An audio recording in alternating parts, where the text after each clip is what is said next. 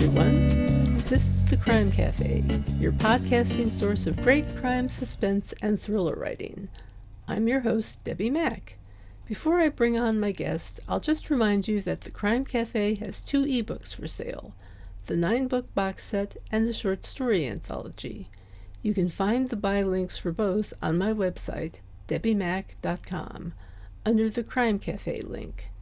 You can also get a free copy of either book if you become a Patreon supporter. You'll get that and much more if you support the podcast on Patreon, along with our eternal gratitude for doing so. I would also like to recommend Stitcher Premium if you're a fan of podcasts. If you like true crime or crime fiction, there are loads of podcasts out there for you. And with Stitcher Premium, you can listen to the exclusive archives from Criminology or bonus episodes from True Crime Garage. You can also listen ad-free to episodes of your favorite podcasts. I've subscribed, and for only $4.99 a month, it's nice to have ad-free entertainment. Just go to stitcher.com/premium and use the promo code CRIMECAFE, that's one word, all caps, to try it out. Absolutely free for a month. Hi, everyone.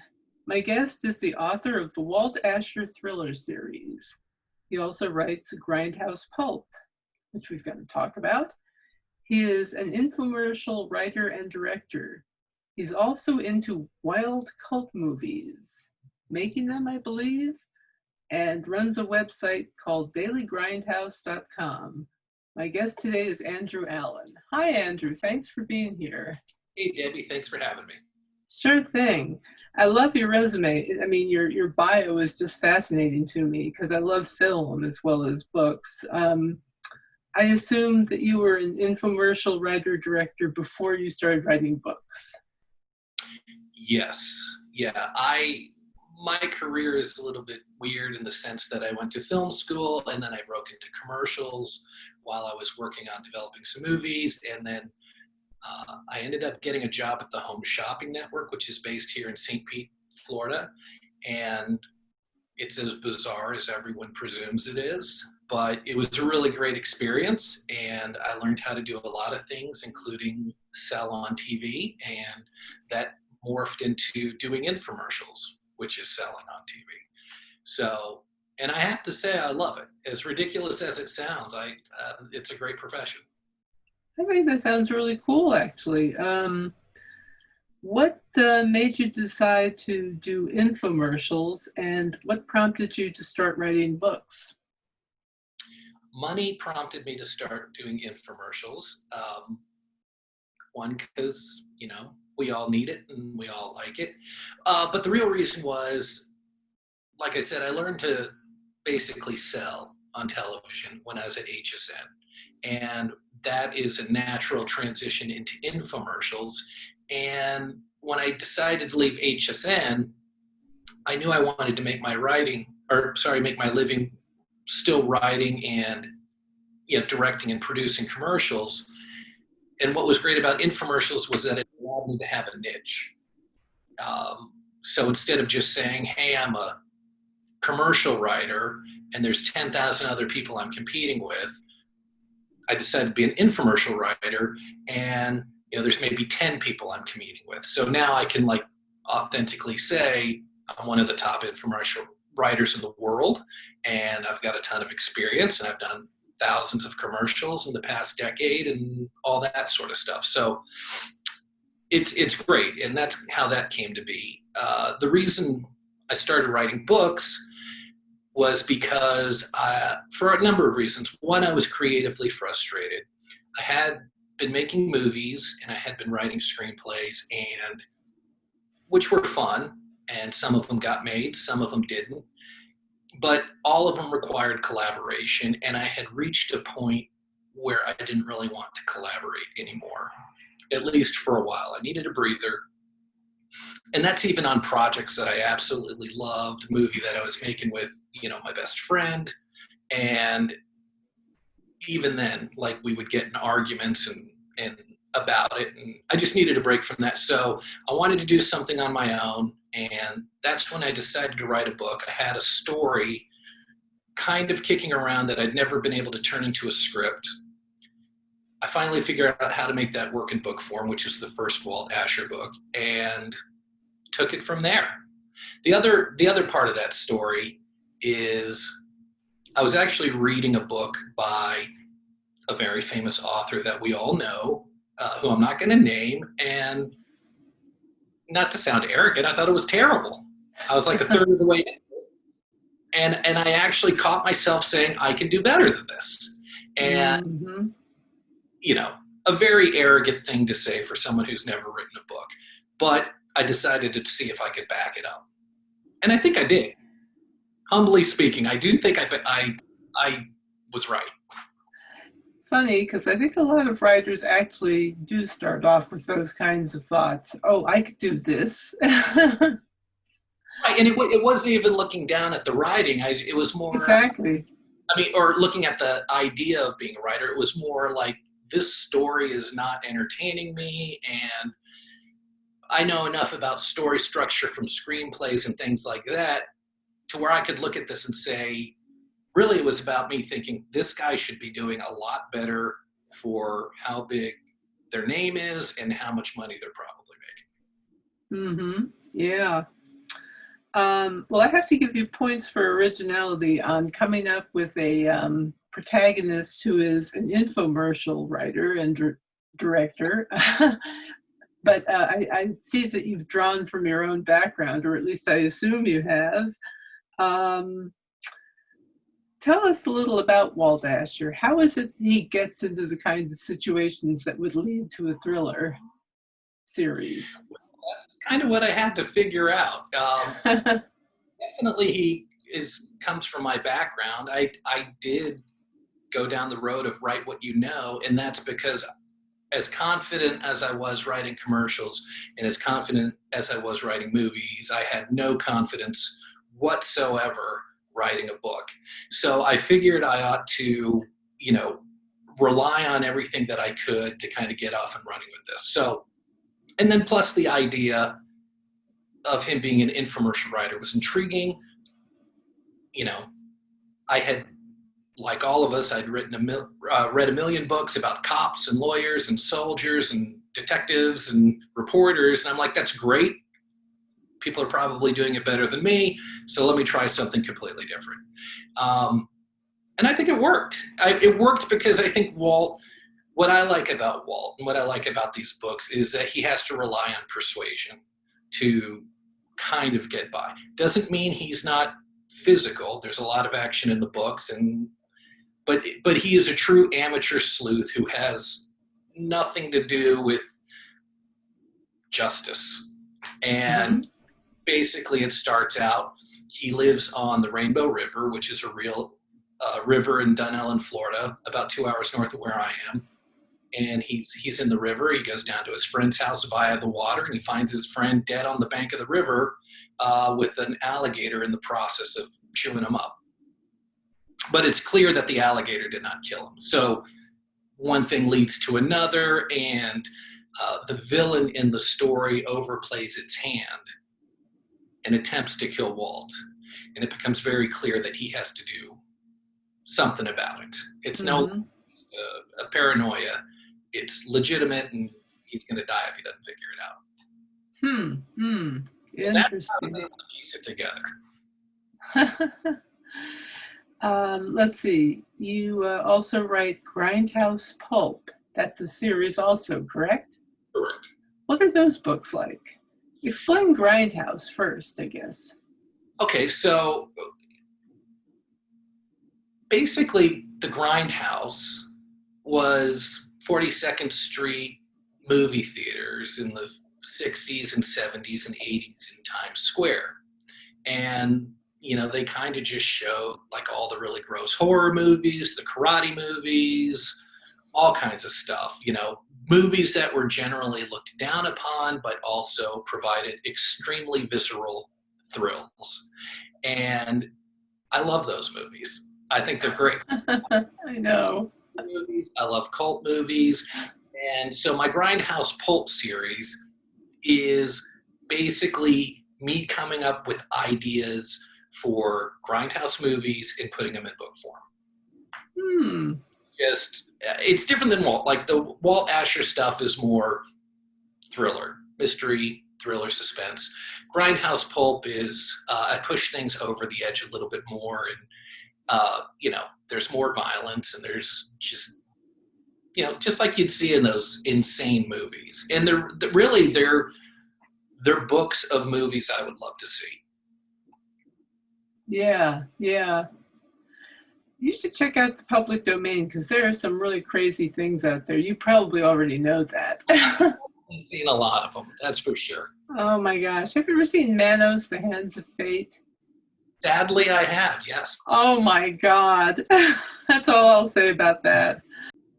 There's some movies that are just so bad you have to see them.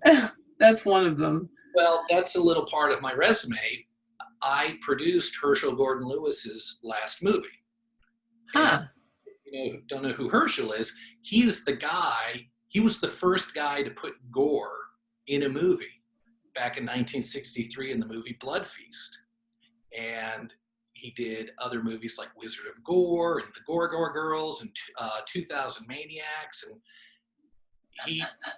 he kind of started it all. And he was a low budget exploitation filmmaker. And I had the great fortune of meeting him and basically getting to produce a movie for one of my heroes. Wow, that's fantastic. Yeah. That's wonderful.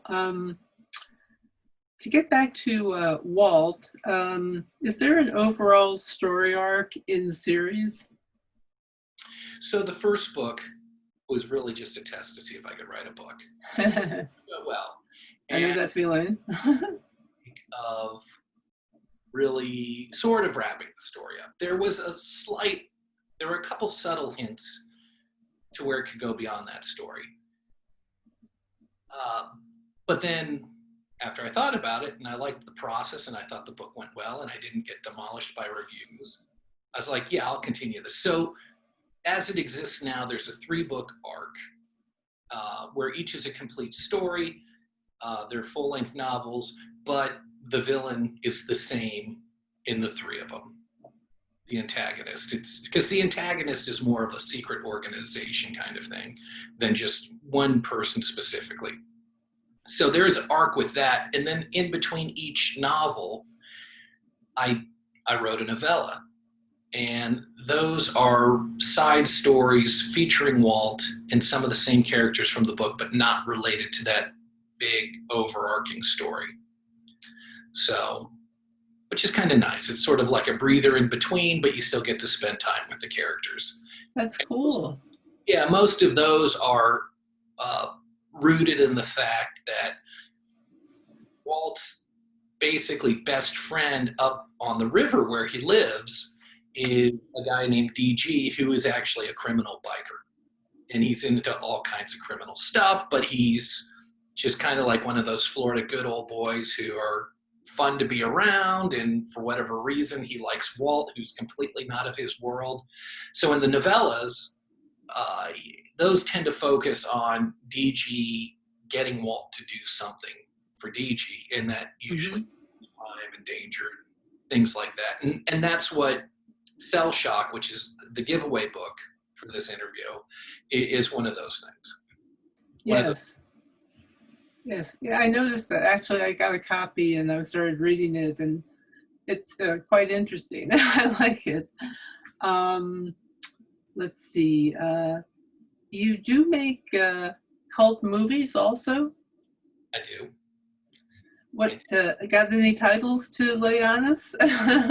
Well, I made a movie called Brain Jacked in 2008, which is about a doctor who kidnaps teenagers, puts these like brain control implants in their minds, and then sends them out to kill,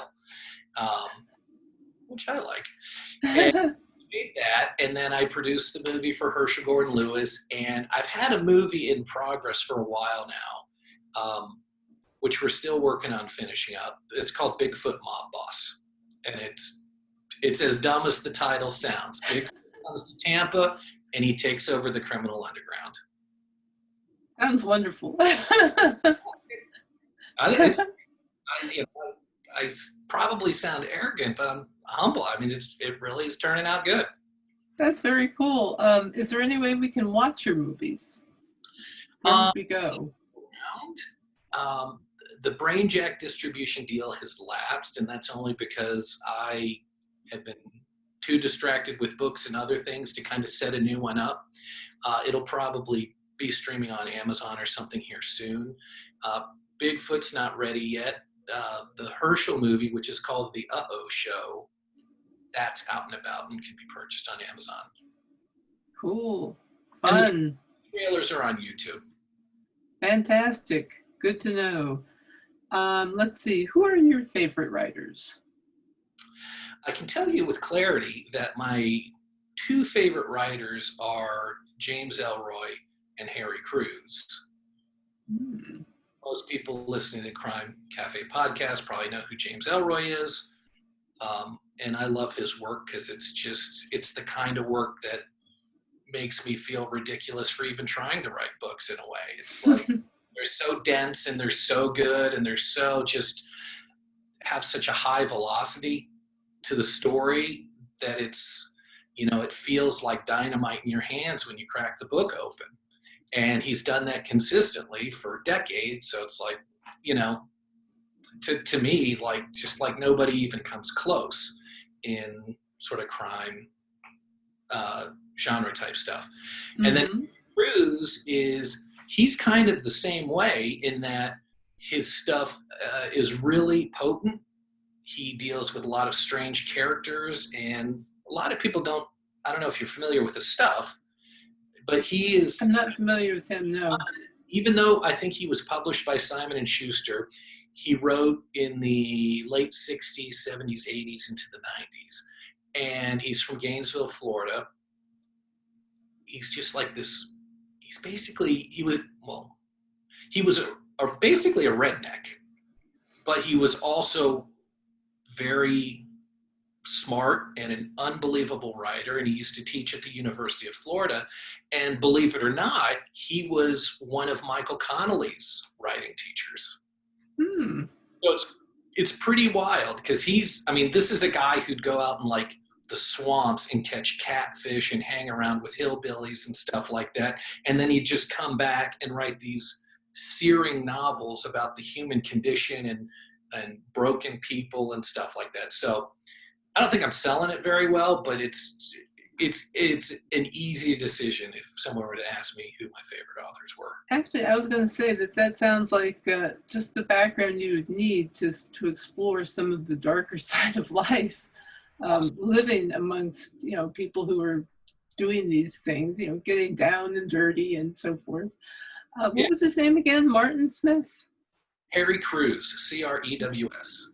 Harry, I don't know where I got Martin Smith. Harry Crews, C-R-U. Because you're thinking Martin Cruz Smith, who did. Yeah, that's it. Yeah. C-R-U, what was that? Crews. Crews. Yeah, got it. Like crew cut.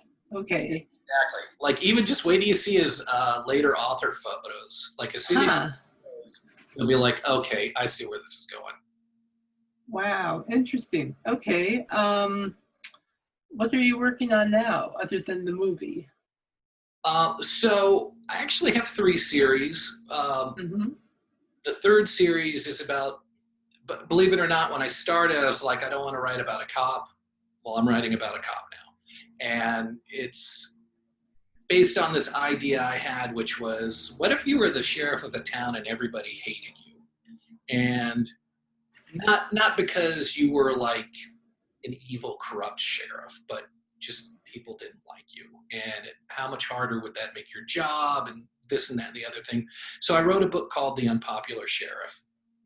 And it's set in Kansas, partly because I wanted a break from writing about Florida, and also because I have family there. And I just thought it would made for like a neat kind of setting. And so basically it's about this guy, Sheriff Pete, who is in the small town of Winfield, which is a real town in southern Kansas. And the story basically starts out, there's a break-in at a farmhouse. Nothing crazy, but it gets reported, and there's a little bit of evidence left around, and they find a fingerprint. And the fingerprint goes on to reveal that it belongs to a guy who's in the database and is a known mafia assassin. And so the question's like, what is a known mafia assassin doing out here in rural Kansas? And then as they dig into it, they actually find out that the assassin is on the run from his old crew, and they're out to get him.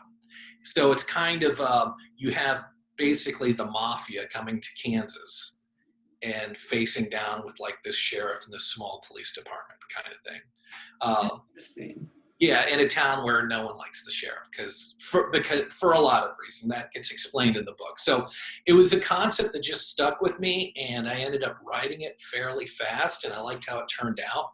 And to the point that I am now actually in the editing phase of the sequel to that, which is called The Unpopular Deputy. Wow, big surprise. Interesting. Yeah.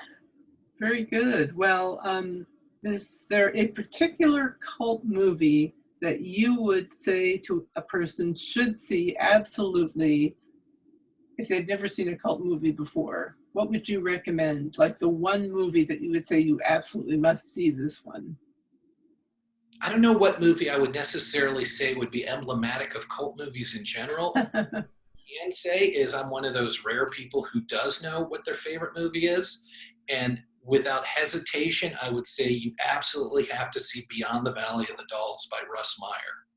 Ah, yes. Have you seen it?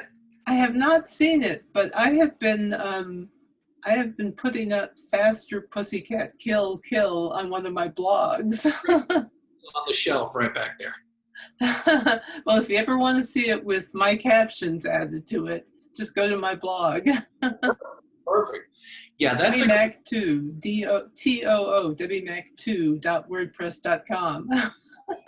Yeah, I'll check that out, yeah. Do, please. We can kind of speak the same language on that. This is so cool.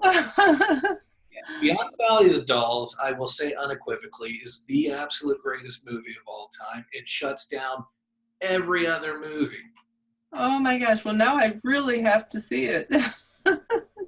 I've been getting interested in Russ Meyer anyway, so is there anything else you'd like to add before we finish up? Well, first of all, thank you for having me. It's been great chatting with you on this interview, and I guess beyond that, no, I guess I will say, much like Reese's Peanut Butter Cups, you are allowed to get your cult movies in your books, and you are allowed to get your books in your cult movies. It's two great tastes that taste great. I love it. That is such a great attitude, and I'm loving it. Thank you. That's a great. The main thing behind that is definitely write what you love. Yes.